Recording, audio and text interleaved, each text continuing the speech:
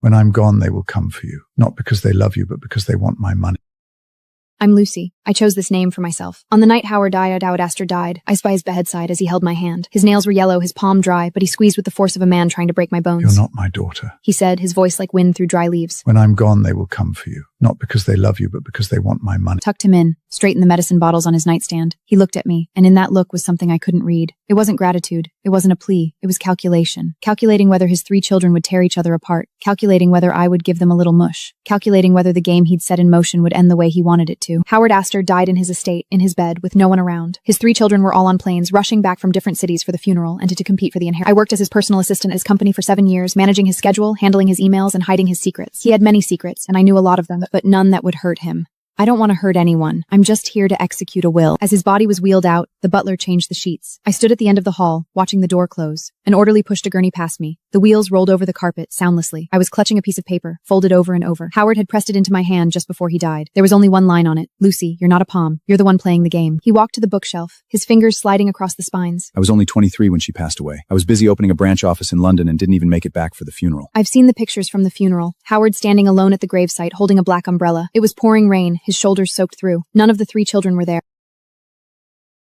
He's the only one with red eyes, not crying for his father, but for himself. He knows he got the least money, and he knows why.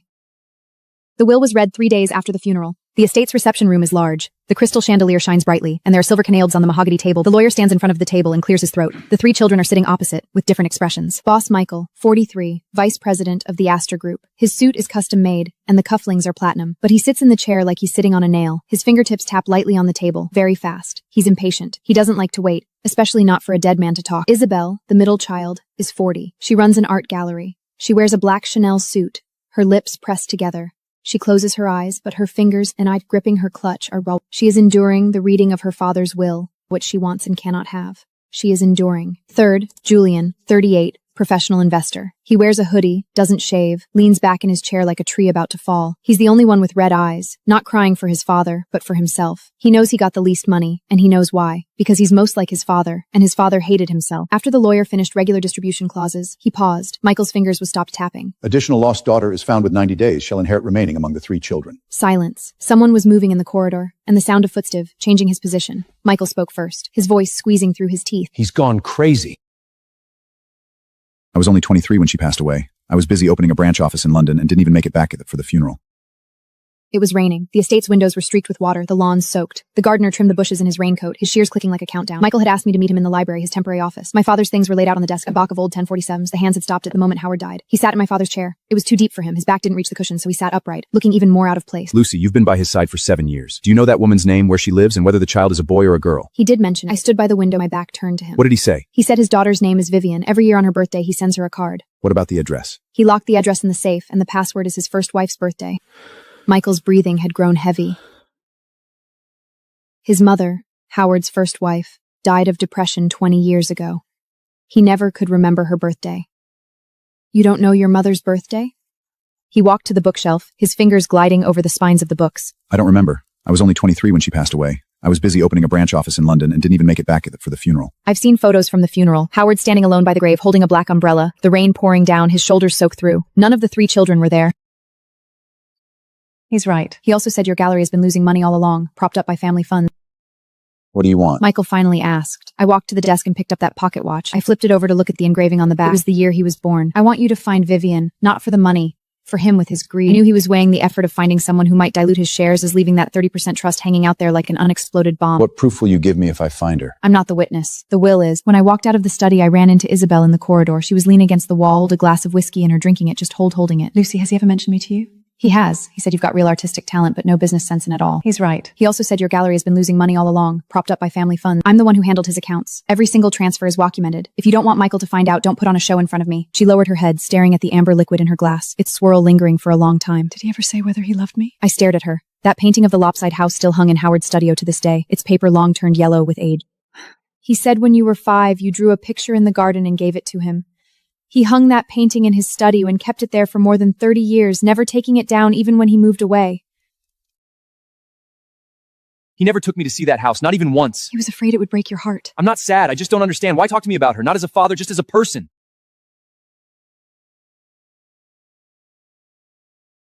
Julian asked me to meet him at the stable. It had been abandoned for a long time. The hay was moldy, the harnesses were risty, and the air was filled with the smell of old leather. He was sitting on a bale of hay, holding a can of beer. The can was already crushed and deformed. Lucy, do you know why my father left me the house in Florida? I stood in the doorway, because he knew that house was the one your mother had always dreamed of living in.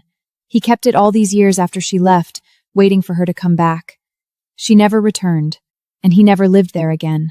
Julian's fingers tightened around the beer can, his knuckles turning pale. He never took me to see that house, not even once. He was afraid it would break your heart. I'm not sad, I just don't understand. Why talk to me about her? Not as a father, just as a person. I remembered one time Howard got drunk in his office and talked to her photo all night long. I didn't catch every word, but one sentence stuck with me clearly. Julian has your eyes more than anyone, and I can't bear to look at him. I never told Julian. Some things aren't meant to be said right now. He only knows how to express himself with money, do you understand? Julian crushed the beer can in his hand and tossed it into the corner. Ginger can hit the wall, bounced off, and rolled to the edge of grass. I get it.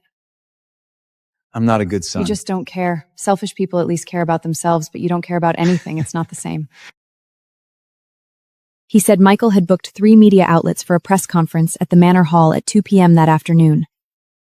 Michael's private investigator tracked down a 19-year-old girl named Lily in California. She's a community photo to the family group chat. The group went dead silent like Howard did when he was time. Then Isabel sent a single line, "Are you sure?" Michael never replied. But Michael was hyped. He paced back and forth on the carpet like he was counting down to his victory. It's her. We found her. The 90-day deadline still has 52 days left. That's more than enough time. Isabel on the sofa, flipping through an art book. But I could tell her eyes were fixed on the exact same page. She didn't turn it once. Julian stood by the fireplace warming himself. Sparks landed on his wool sweater, and he didn't even brush them off. I stared at the photo. Lily had dark brown hair and a tiny mole at the corner of her mouth when she smiled. Howard had the exact same mole, in the exact same spot. But I knew she wasn't the one. I set the photo down on the table and said nothing. I didn't expose her. I didn't tell any of them. I just wanted to see what Michael would do. Would he rush to the media the second he found this supposed daughter, or would he wait for a DNA test first? The next morning, his assistant called. He said Michael had booked 3 media outlets for a press conference at the Manor Hall at 2 p.m. that afternoon. He wasn't going to wait for the DNA test. He couldn't wait. Michael said if I played this part well, he'd pay me $500,000. And you agreed? I need the money. My mom's sick. She has ureopia and Ditalis is insanely expensive. The day Lily arrived in New York, Michael held a press conference right in the lobby of the Astor Group building. The flashes were endless, bright enough to blind you. Lily wore a white dress with her hair down and light makeup. She looked like a princess straight out of a painting. Michael had his arm around her shoulder for every camera. This is Howard Astor's long-lost daughter. We finally found her. We fulfilled our father's last wish. Some people in the crowd started clapping. Isabel stood leaning against a pillar, her hands in her pockets, her face completely rigid. Lily stood on that stage like a doll put on display in a shop window. There was light in her eyes, but it wasn't happiness. It was fear. She scanned the crowd and locked eyes with me. I knew she'd seen me. Her pupils narrowed instantly. She didn't recognize me from before, but she knew I was watching her. She knew I could see right through her. After the press conference ended, I went backstage to find her. The hallway was piled with flowers and gifts, all left untouched. Her dressing room was just a temporary partition with old light pink wallpaper. She sat in front of the mirror, surrounded by mic wires, water cups, and loose powder. Lucy, you know who I am? I looked straight into her eyes. They didn't look anything like Howard's. I know you're not Vivian. Michael said if I played this part well, he'd pay me $500,000. And you agreed? I need the money. My mom's sick. She has ureopia and Ditalis is insanely expensive. I stayed silent for a long time. What if you don't do this? He'll sue me. I signed a contract. His contract is illegal. He won't dare sue you. If he does, everyone will find out he's been faking an heir. She stared at me, her lips still trembling. Why are you helping me? Because you're not his daughter. You don't have to carry any of this for him. Paracony between Lily Chen and Howard Astor. Match rate 0.3 cent. Relationship ruled out. The DNA test was conducted at the institution Howard personally designated. There was no way for Michael to tamper with the results. Lawyers and notarials were present the entire time. I watched the whole sampling process. The swab rubbed gently against Lily's inside mouth 3 times. She never looked at me once, but her hands were shaking nonstop. During those days waiting for the results, the whole manor felt like a completely sealed can, tight and suffocating. Michael shut himself inside the study, keeping all the curtains fully closed. Isabel paced back and forth in the garden so many times she wore actual paths into the lawn. Julian was nowhere to be found. No one knew where he'd gone. The morning the results came out, I arrived earlier than everyone else. I sat at the long table. Sunlight streamed through the windows, slanted shadows across the floor. When Michael walked in, his hair was still damp. He'd showered, changed into a brand new shirt, and put on a tie. Isabel was dressed formally with bold, bright red lipstick. They both tried to hide the incoming humiliation behind perfect composure. The lawyer pushed the door open quickly, holding a sealed file envelope. His shoes clicked sharply against the floor with every step. Paracony between Lily Chen and Howard Astor. Match rate 0.3 cent. Relationship ruled out. Michael's face went completely white, not pale, empty, all the blood had drained picking it up. Julian was still gone. Mr. Howard Astor previously designated another sample for testing. The procedure is currently in progress. I stood up. There's no need. I know exactly where she is. I walked forward. The wind lifted the strings of her apron. Are you Vivian? Who are you?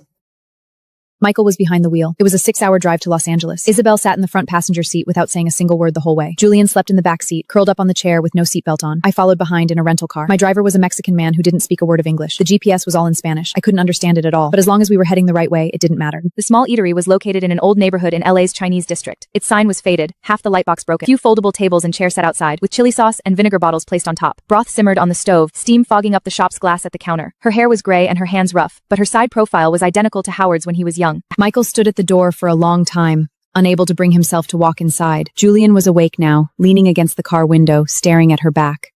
I walked forward. The wind lifted the strings of her apron. Are you Vivian? Who are you? I'm Howard Astor's assistant. He's passed away. Her knife paused for a slip second. Did he say anything? He said he's sorry. She turned around. Tears fell onto the cutting board. 1 bowl of wontons, please. Sure. Michael didn't walk in.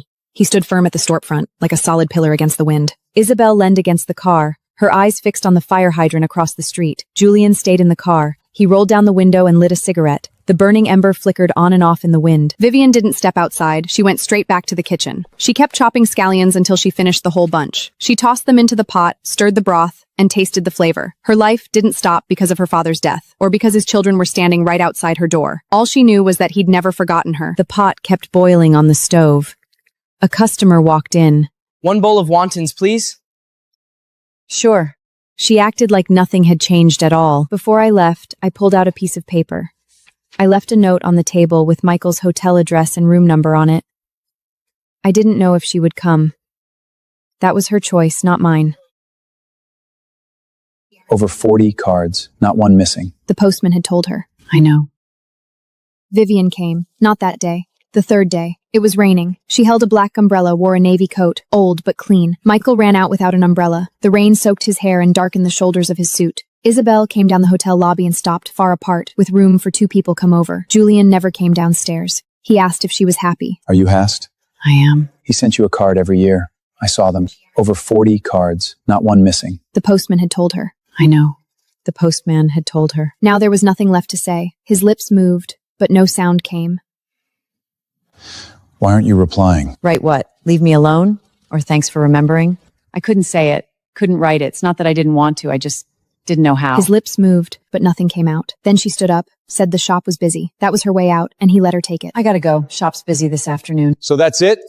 You're not going to go see him? His ashes are in the lake. He's in the lake, not some grave. The sea's easier to look at, and it's closer. And just like that, she was umbrella still closed, rain soaking through her coat. Michael stood in the doorway watching her disappear, tail lights fading into the downpour, and then nothing. Lucy been by father's side all these years? Have you ever seen this will? No. Then do you know when he made it? A week later, Michael summoned me, Isabel, and Julian to the Manor's drawing room. He held an envelopes left by Howard, his second will. Lucy been by father's side all these years? Have you ever seen this will? No. Then do you know when he made it? No. There was only one sheet of paper inside. If you turn against each other over the inheritance and bring down the family, all assets will be donated to charity. The firewood in the fireplace crackled, sparks splattered onto the carpet, yet no one bothered to stamp them out. You didn't know? No. Then why did he write your name? Michael was staring at me, Isabel was staring at me, and Julian was staring at me too. Because he knew I'd tell the truth. Which side are you on? I'm on the will's side. Then let's sign it. A long silence fell. The fire cast everyone's shadows on the wall, swaying gently. What do we do now? I don't want to fight anymore. Not for him. For us. Mom's gone, Dad's gone too. The family is gone, leaving only us. Julian walked over and sat down beside Michael, placing his hand softly on his shoulder. Not a pat, just a gentle rest, like handling something fragile. I don't want to fight either. When he wrote these words, did he already foresee this coming? Or did he never predict it at all and just take a gamble? Then let's sign it.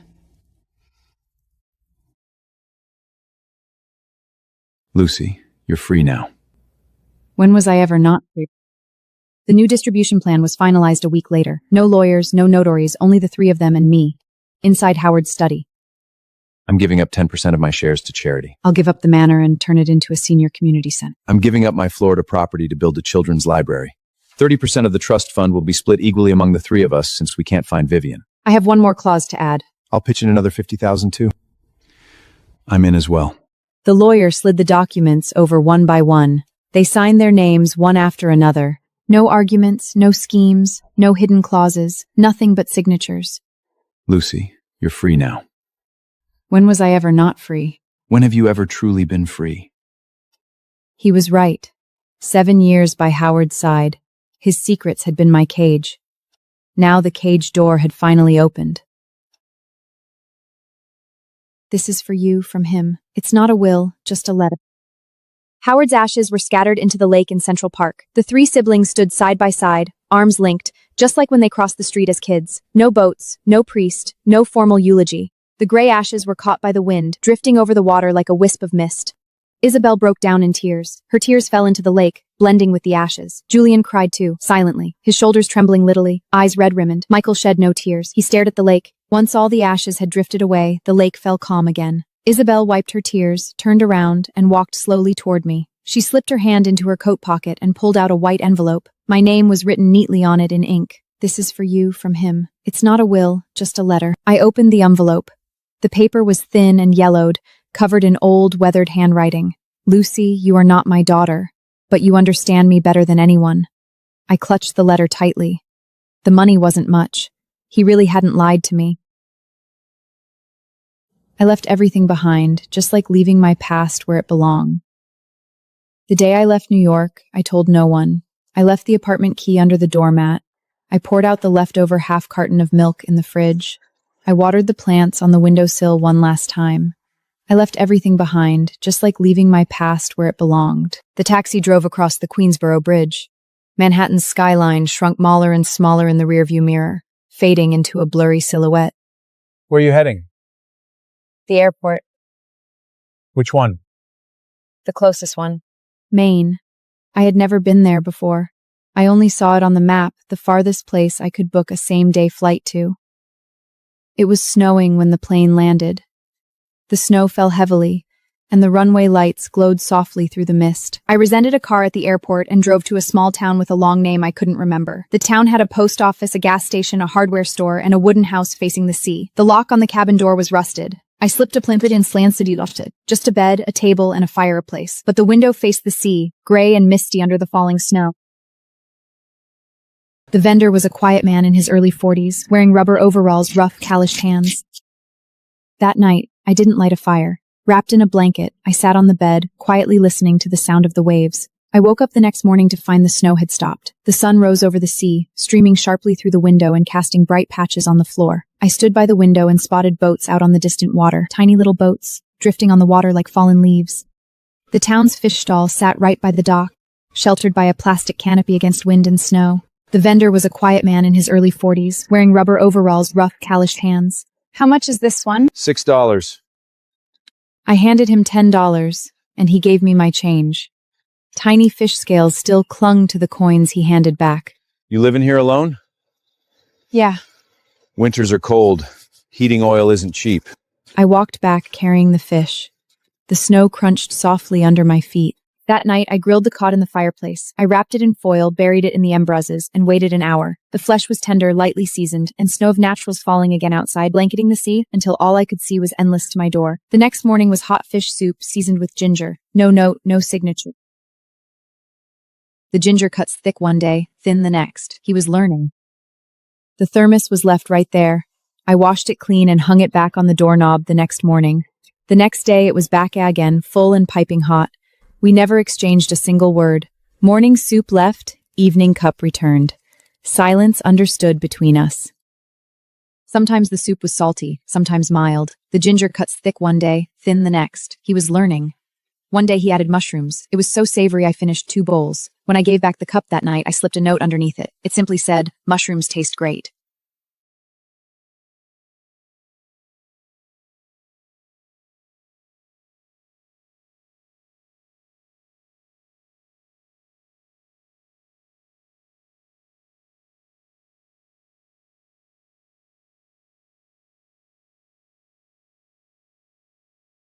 I found her in the manor study. She sat in Father's old chair, holding a painting she'd drawn at 5.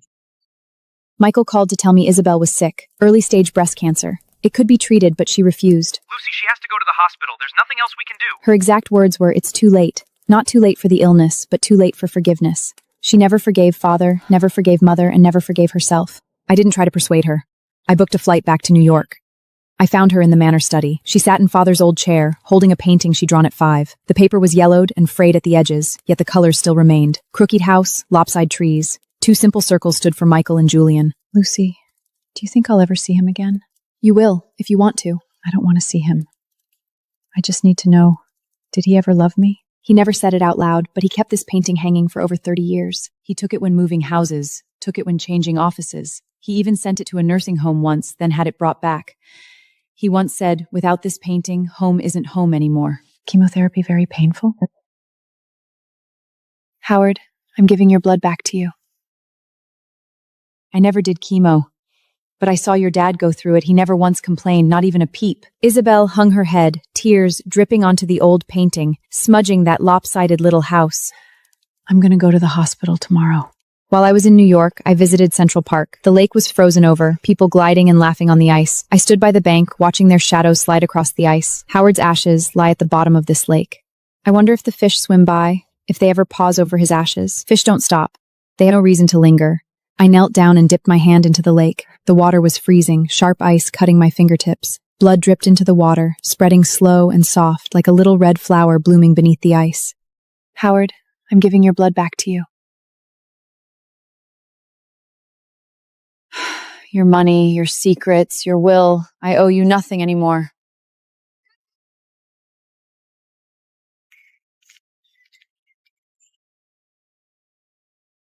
You gave me live ones. They're fresh when they're alive. I don't know how to kill them. Back in Maine, there was no soup on the doorknob. The next day, still nothing. On the 3rd day, the thermos was gone. In its place was a small metal bucket with a lid. Inside, 2 live fish, still thrashing. I brought the bucket back to the fish stand. He was packing up, dumping the unsold fish back into a plastic crate. You gave me live ones. They're fresh when they're alive. I don't know how to kill them. He looked at me, took the bucket, and poured the fish into the sink. 1 knock each. The sound was dull, and the fish went still. He gutted them, scaled them, rinsed them clean, put them into a bag, and handed it to me. All done. I took the bag. The fish were ice cold. His fingers were warm. Just like you. I wiped mud off my nose with the back of my hand. She cracked up. The video popped up while I was crouched on the ground prying oysters open, both hands claded in mud. I answered and saw Isabel lying in the hospital bed. She had a silk scarf wrapped around her head, a little pot of daisies on the windowsill. 3rd round of chemo. She shoved the phone right up to the flower pot. Those seeds Julian mailed back from Africa. Damn if they didn't sprout. African seeds blooming in New York hospital room. Just like you. I wiped mud off my nose with the back of my hand. She cracked up. The scarf slipped and her bare, gleaming scalp showed through. The wind bit my eyes, made 'em sting. I turned my back to get out of it. Lucy, when I'm done not dying, I'm coming up to Maine. So come. It's a promise, okay? Wait for me. She turned the camera back to those beat-up flowers. Sunlight flooded the screen white. When, not if, so hurry it up. I hung up and went back to my oysters. My hand slipped and the knife sliced my finger open. Blood dripped onto an oyster. The wind was still blowing hard. The wrappers had a real chew to them. You could tell they were rolled by hand. Vivian's little eatery got featured on TV, all because of her wontons. A food blogger wrote a long piece calling them the best wontons in LA. A line formed outside her door, from morning till night. She mailed me a box of frozen wontons, styrofoam cooler, ice packs. I boiled a bowl. Thin skins, big filling. The broth had Norvey and dried shrimp in it. The wrappers had a real chew to them. You could tell they were rolled by hand. I finished and sent her a text. They're good. She wrote back. You sent cards. I send wontons. Cards, all those birthday cards, written year after year for over 40 years. Every single one, I was the one who went to the post office to mail them. Stamps licked, addresses written, dropped into the mailbox. And when the slot wouldn't take them, I'd jimmy the envelope flap wider with a plastic card. The mailbox, its mouth wide open, waiting to swallow my secrets. Not anymore. No point wasting money on you. Yeah, I said. Michael and Isabel were sitting next to him. The day Julian came back from Africa, Michael and Isabel got to the airport early and waited at arrivals. The second those glass doors slid open, the three of them locked eyes from across the hall, just for a beat. Then they walked fast toward each other and crashed into a tight knot of a hug, like when they were kids, tumbling around in a heap on the estate lawn. Not a word was said, they just held on. Julian was deeply tanned, thinner than before, his hair grown long enough to cover his ears, and he hadn't shaved, but he was grinning the whole time, flashing white teeth, his eyes bright like the African sun. He pulled a pack of flower seeds from his backpack and pressed it to Isabella's hands. Seeds grown by the women of a local tribe, he said. Flowers that would bloom a red so fierce it nearly burned. Then he handed Michael a rolled-up painting. The canvas was rough. The paint laid on so thick it looked about to fall off. It showed a sunset over the savannah. Half the sky pure gold. He didn't bring me a gift. When we video called that night, he held up a beer can to the camera and grinned. You already have everything. No point wasting money on you. Yeah, I said. Michael and Isabel were sitting next to him, the three of them squeezed together on one tiny bed, just like all those nights years ago when their father was away on business. When I got back, there was a thermos hanging on the doorknob. I dug a hole in the grass out back of the cabin. The dirt was stubborn. Took me a good half hour to get it deep enough. The metal box came from the hardware store in town, painted green, already a little rusted. I put Howard's letters inside, the slip of paper with the safe combination, Michael's first apology email printed out, Isabel's sketchbook she'd left at the estate, Julian's very first postcard from Africa. All of it. When I went to close the lid, I hesitated. Then I took off the silver ring I'd worn around my neck for 7 years and put it in too. It was a gift from First Howard. He gave me a year-end bonus. He said it was his mother's. Shovelful by shovelful, the dirt went back on. Soon the metal box was from sight. I didn't leave a mark. Some things just need to have existed. You don't have to take them out and look at them all the time. When I got back, there was a thermos hanging on the doorknob. Clam chowder today. Really fresh. I stood on the porch and drank 2 bowls of it. The thermos was new. The old one had started leaking. Same with some people. Same with some things. You don't have to wait until your heart is completely shattered to walk away. We sat by the fireplace that night and drank a bottle of whiskey. When Isabel came to the coast, I was out on the porch airing out the quilts. She'd cut her hair short, the ends were tinged with gray. She wore a faded baseball cap and an oversized denim jacket, looked 10 years younger. She didn't bring an easel, just a canvas tut with a sketchbook and a few pencils inside. She didn't draw the sea, didn't draw the sunlight. She drew me crouched down tying my shoelaces, drew me at the stove, stirring soup, drew me facing the ocean with a cigarette, filled the whole sketchbook. Some of the drawings looked like me, some didn't. The ones that didn't, she couldn't bring herself to throw away. Said the parts that didn't look like me were her imagination. In her imagination, that was what I was supposed to look like. We sat by the fireplace that night and drank a bottle of whiskey. She didn't ask me what I planned to do next, and I didn't ask her about the chemo. Somewhere around the third glass, her tears fell into her whiskey. Made a tiny, quiet sound. Lucy, I used to think my father owed me. Now I know I was the one who owed him. I didn't say anything, just filled her glass back up. The fire crackled in the fireplace. The wood had burned out. Nothing left but a bed of red embers. Then how come he never came to see Mom? I looked out the window, at the sea. I was mending Lucas's socks when Vivian's daughter called. There was a hole where the big toe goes. I'd found some blue thread and patched it with a little blue patch. The call came from the landline at the eatery. The girl's voice was tiny, like she was afraid of waking someone up. She said her name was Lucy. Her mom had asked her to call and say thank you. I said no need. She was quiet for a second. Then in a tiny voice, she asked, Auntie, did you ever meet my grandpa? The needle in my hand stopped for a second. The thread tangled around my fingers. I said I did. He was very tall, very thin, didn't smile much. But when he did smile, the corners of his eyes would curve up, like crescent moons. Then how come he never came to see Mom? I looked out the window, at the sea. The waves kept hitting the rocks, one after another. I said because the road was too far. He couldn't walk that far. Where is he now? In the lake, I said.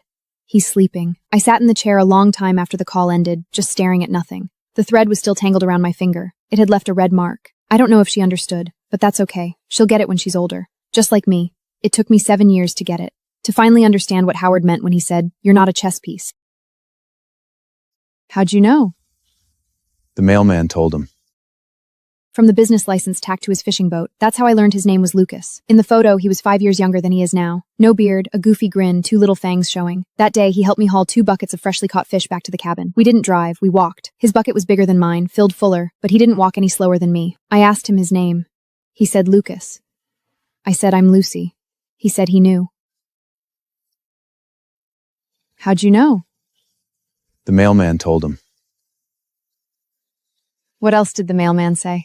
He scratched his head and said that you came up from New York all by yourself. Used to be a secretary for some big boss. Got a lot of money. I laughed. The sea wind blew my hair across my face. He reached over and tucked it behind my ear. His hand was rough. It smelled of fish, and it had the scars of winter chill boats on it. When we got to the cabin door, he set the buckets down and said, "Next time you need fish hauled, call me. Don't carry it all yourself." I said okay. He stood at the door and hesitated for a second. Then he pulled something wrapped in host paper out of his pocket. "A freshly roasted ear of corn, still warm," he said. He turned and walked away, his back tall and broad like a rock standing against the... He stood in the doorway in a raincoat, an axe in his hand, water draping from his hair. No knock. That evening, it rained hard. The wind blew a window wide open in the cabbage, and the rain came pouring in, soaked a big patch of the floor. As I went to shut the window, my foot slipped. My knee slammed against the foot of the bed so hard I couldn't get back up. Lucas was 3 houses he could have heard. I sat there on the floor, watching the water creep closer, the hem of my jeans getting wet. Then the door opened. He stood in the doorway in a raincoat, an axe in his hand, water draping from his hair. No knock. Didn't call my name. Just pushed the door open and walked right in. I asked him how he knew something had happened. Your light's always on at 7 sharp. Tonight it wasn't. He helped me onto the bed and tucked a blanket around me. Then he dried the floor off with a towel. After that, he got a fire going in the fireplace. When the flames caught and leapt up, the room slowly began to warm. He crouched by the fire, pulled off his wet socks, and laid them near the hearth to dry. There was a hole right where the big toe goes, the exact one I'd patched that afternoon. He slept on the porch that night, using his raincoat as a blanket. When I got up the next morning, he was already gone. A thermos hung on the door knob. Hot. Tomato fish soup. Red, thick, with chopped scallions floating on top. The sea doesn't talk, but it listens. I didn't leave Maine. Not because of him. Because of the sea. The sea doesn't talk, but it listens. I donated Howard's last sum of money, bought new books for the town library. The librarian was a retired middle school teacher. He said he'd set up a whole shelf and call it Lucy's shelf. I said no need, just put the books in. Nobody needs to know who bought them. He wouldn't have it. In the end, he taped a tiny slip of paper to the side of the shelf. Donated by a friend. Winter came back. The snow was heavier than last year, deeper. Lucas's boat was frozen in at the harbor, couldn't get out to sea. He found a job shoveling snow in town, out early every morning, back late every night. The thermos still showed up on the doorknob every morning, right on time. Hot, full, more variety in the soups now. Sometimes bone broth, sometimes mushroom soup, sometimes radish soup. He grew the radishes himself, small, but not spongy at all.